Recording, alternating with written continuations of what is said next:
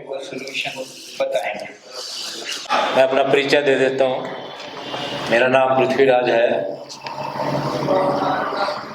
मैं 1987 बैच का IPS अधिकारी हूँ। पूर्व DGP हूँ हिमाचल प्रदेश से।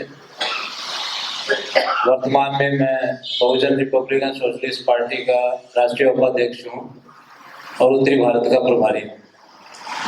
हमारे राष्ट्रीय अध्यक्ष माननीय एडवोकेट डॉक्टर सुरेश माने जी हैं, जो मान्यवर साहब कांचीराम के बहुत ही नज़दीकी सहयोगी रहे हैं,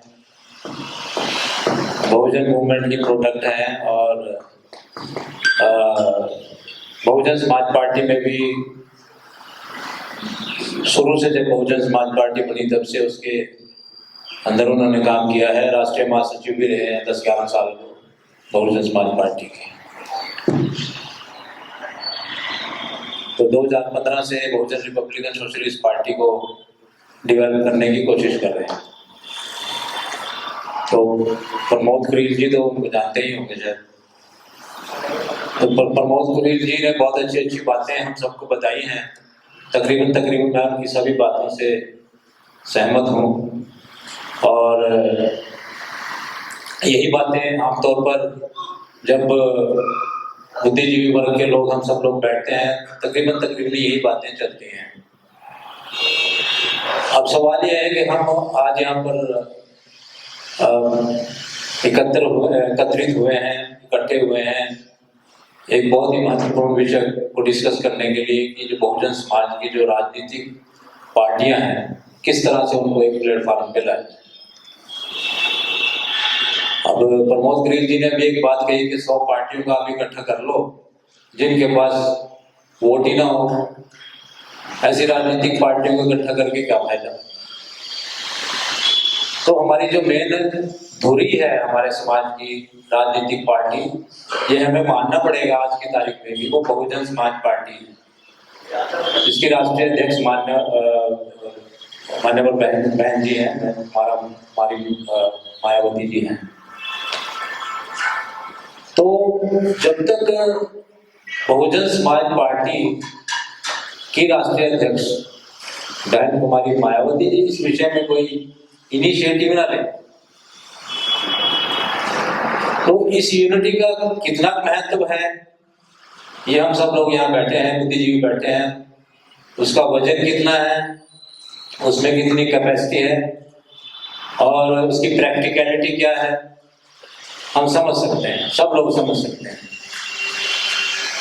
तो क्या हम ये निर्णय ले रहे हैं आज की मीटिंग में, ये बात मैंने जयपुर में भी की थी कि भाई यदि बहुजन समाज पार्टी जो कि हमारे समाज की आज की तारीख में भी मुख्य धुरी है, जिसके प्रत्येक राज्य में वोट हैं, 1-2% वोट हैं, हालांकि वो मात्रा बहुत ज्यादा थी मान्यवर साहब का कांचीराम के टाइम में, और कि 31% तक भी पहुंच गई थी उत्तर प्रदेश में। हरियाणा में 16% थी जहां से मैं आता हूँ। तो अब थोड़ी कम हुई है, लेकिन फिर भी जो बहुजन समाज की मुख्य पार्टी है, सभी हमारे समाज के खासकर पुराने लोग बहुजन समाज पार्टी को ही मानते हैं। तो क्या आज हम ये निर्णय लेने की परिस्थिति में हैं कि बिना बहुजन समाज पार्टी के ही हमको अब आगे बढ़ना है, क्योंकि बहुजन समाज पार्टी की तरफ से तो इस तरह का कोई ना रिस्पॉन्स आता है ना वो परवाह करते हैं इस चीज की। और धीरे धीरे जो नेता कोई उभर के सामने आता है वो आंतरिक प्रजातंत्र ना होने की वजह से पार्टी में इतना फ्रस्ट्रेट हो जाता है कि अल्टीमेटली उसको पार्टी छोड़नी पड़ती है। लेटेस्ट उदाहरण आपने देखा ही होगा मिस्टर RS परवीन का है, जिसकी 48,000 वोट आई थी विधानसभा इलेक्शन में। जब वो इलेक्शन लड़ा था अभी तेलंगाना से, उसकी 48,000 वोट आई थी। अब लेटेस्ट जो उसका विक्टिम है तानाशाही का या इंटरनल डेमोक्रेसी की पार्टी में एब्सेंस का, वो मिस्टर RS परवीन है। बहुत हुए ऐसे, बहुत है। प्रमोद कुरील जी भी उसी कैटेगरी में आते हैं, सुरेश माने भी उसी में आते हैं, और बहुत है। हजारों हैं कार्यकर्ता जो जमीन से जुड़े हुए थे, जो मान्यवर साहब कांचीराम के टाइम में इतनी पोटेंशियल थी उनके अंदर कि वो पूरे देश में कम से कम भी 100 ऐसे लीडर पैदा हो सकते थे, खड़े हो सकते थे मायावती के मुकाबले। लेकिन धीरे धीरे वो सब खत्म हुआ। इसी वजह से आंतरिक प्रजातंत्र ना होने की वजह से पार्टी में वो मिशन भी अब समझ लो एक मृत्यु की कगार पे है। तो आज हम या तो ये हिम्मत करके निर्णय लें कि भाई जो भी पार्टियां इस मीटिंग में आ रही हैं, जो इस बारे में सीरियस हैं, अगर उनको ही इकट्ठा करके हम एक बाकी सब लोग इकट्ठे हो गए, जैसे अभी रामकृष्ण जी कह रहे थे कि उन्हीं की मदद करें, उन्हीं का साथ दें, तो फिर मूवमेंट बढ़ सकती है। ऐसा तो कुछ नहीं है कि मूवमेंट नहीं बढ़ सकती। हालांकि जो ज्यादा प्रैक्टिकल आइडिया दुनिया में देखा गया है सोशियोलॉजिकली, एंथ्रोपोलॉजिकली, वो तो यही है कि सर्वाइवल ऑफ द फिटेस्ट, कि भाई जो काम करेगा वो आगे निकल जाएगा, जो काम नहीं करेगा पीछे रह जाएगा। सर्वाइवल ऑफ द फिटेस्ट के फार्मूले में चलो ना। फिर प्रमोद पुरी जी अभी कह रहे थे इन्होंने 17-18 जगह मेरे कैंडिडेट तैयार कर दिए हैं, तो वो सीरियस है ना, इसका मतलब कैंडिडेट तैयार किए ना। इसी प्रकार अभी हमने 15 मार्च को बहुजन रिपब्लिकन सोशलिस्ट पार्टी ने मान्यवर साहब कांचीराम का बर्थडे मनाया नागपुर में, और उसमें महारैली आयोजित की। 10,000 से ज्यादा के करीब लोग थे उस रैली में, मैं था उसमें अभी नागपुर में। और लगातार जैसे कि भी रामकृष्ण जी ने कहा कि हमारी पार्टी का कोई ना कोई प्रोग्राम कहीं ना कहीं चलता रहता है। रोज कोई ना कोई कहीं कोई कार्यक्रम होता है, कहीं कोई कुछ धरना प्रदर्शन होता है, कुछ होता है। महाराष्ट्र की बात कर रहा हूँ मैं खासकर, और गुजरात की। उत्तरी भारत में बहुजन रिपब्लिकन सोशलिस्ट पार्टी का भी इतना कार्यक्रम नहीं है, बोलबाला नहीं है, ये एक सच्चाई है। तो मैं तो यही चाहूंगा कि एक हमारा कॉमन मिनिमम प्रोग्राम हो, एजेंडा हो, हम करना क्या चाहते हैं। क्या हम जैसे कि भी हमारे भाई साहब ने वो ट्राइबल पार्टी से थे, जो उन्होंने बात की थी कि पॉलिटिकल फंडिंग हमारे पास नहीं है, हमारे पास पैसा नहीं है। पॉलिटिकल फंडिंग की सबसे बड़ी समस्या है हमारे बहुजन समाज की पार्टियों के समक्ष है। उसका समाधान हम कैसे निकालेंगे, इसका मुख्य कॉमन मिनिमम प्रोग्राम में मुख्य एजेंडा ये रखा जाए। हाल ही में जब ये मामला चल रहा है इलेक्टोरल बॉन्ड्स का, तो इलेक्टोरल बॉन्ड्स में अभी 3-4 दिन पहले मिस्टर SY कुरैशी साहब का आर्टिकल मैंने पढ़ा था इंडियन एक्सप्रेस में। बड़े अच्छे अच्छे सुझाव उन्होंने दिए हैं किस प्रकार जो मार्जिनलाइज पॉलिटिकल पार्टी हैं उनकी आर्थिक स्वास्थ्य, उनकी फाइनेंशियल हेल्थ कैसे इंप्रूव की जा सकती है। एक सिंपली टू बी अंडरस्टूड उन्होंने एक फार्मूला बताया कि जिस राजनीतिक पार्टी की वोट आती है उनको उतने ही 100 रुपए दे दो। अगर किसी पार्टी की 100 वोट आई है किसी इलेक्शन में, तो 100 × 100 10,000 रुपए उनके अकाउंट में डाल दो। पब्लिक फंडिंग ऑफ इलेक्शंस की बात हो रही है, पब्लिक फंडिंग ऑफ इलेक्शंस।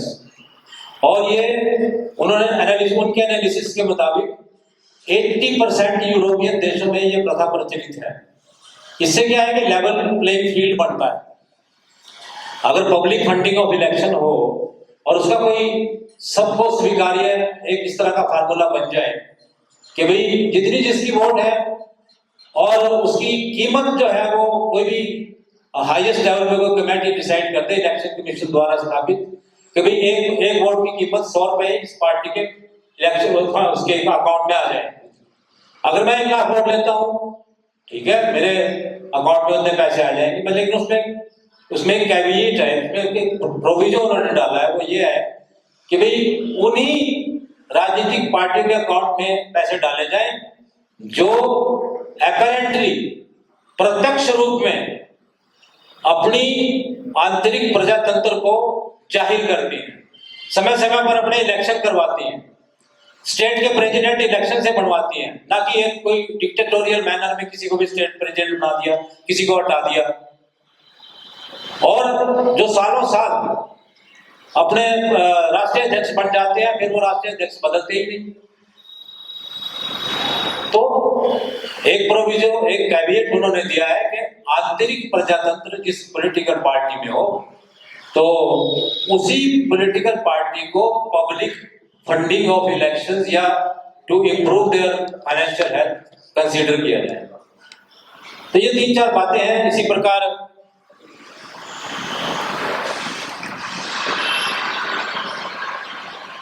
और दूसरा ये बात भी चली, अभी कुरिल साहब ने बताया कि हमारे कुछ नेता जो हैं वो बहुजन प्लेटफॉर्म को एक स्टेपिंग स्टोन के रूप में इस्तेमाल करते हुए नजर आते हैं। काफी ऐसा देखा गया है कि बहुजन प्लेटफॉर्म पे आएंगे, अपना कुछ 2-4 प्रोग्राम करेंगे, नाम बनाएंगे, फिर टिकट लेके दूसरी पॉलिटिकल पार्टी में चले जाते हैं।